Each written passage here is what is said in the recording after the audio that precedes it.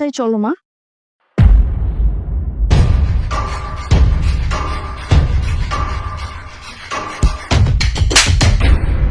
ফকিন্নি চোরের বাচ্চা চোর, কি করছিস এখানে? চুরি করার মতলবে এসেছিস তাই না?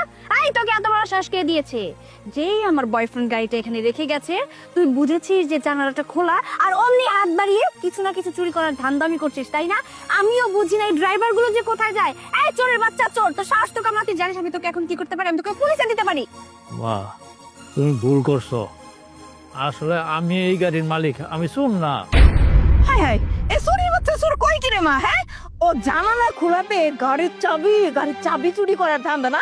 আর এখন যেই হাতে নাতে ধরা পড়েছে সে বলতেছে মা আমি এই গাড়ির মালিক। এই ওরে আরেক গালে আরেকটা থাপড় মারতো, মার থাপড়। ইচ্ছে তো আমার করছে যে আরেক গালে আমি থাপ্পড় দিই। ওর কত বড় সাহস! কলিজা আমি কলিজা দেখে জাস্ট অবাক হয়ে যাচ্ছি। ও কিনা বলে এত বড় গাড়ির মালিক ও। এই ছোট লোকের বাচ্চা, গেটআপ সেটআপ দেখেছিস একবার? হ্যাঁ, এই গেটআপে তুই এত বড় গাড়ির মালিক দাবি করছিস?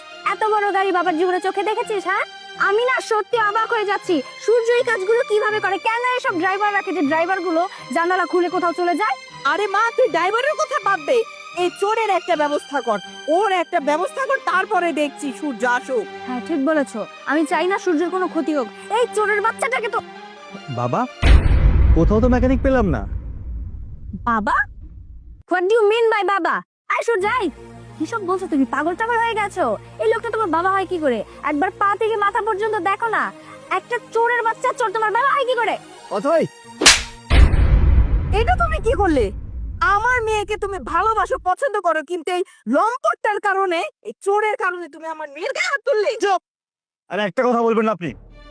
আপনার মেয়ে আমার সামনে আমার বাবাকে অপমান করতেছে, চোর বলে অপবাদ দিচ্ছে, সেটা দেখছেন না আপনি? বাবা, কি হয়েছে? কি হয়েছে শুনবি? এই গাড়িটা যখন নষ্ট হয়েছে তুই মেকার আনতে গেলি, আমি একটু ঠিক করতে রয়েছিলাম। আমারে আয়সা টান্দা দইরা চোর কইয়া আমার গালে একটা থাপ্পড় মারছে। আমি কইছি মা আমি শুন না, আমি এই গাড়ির মালিক।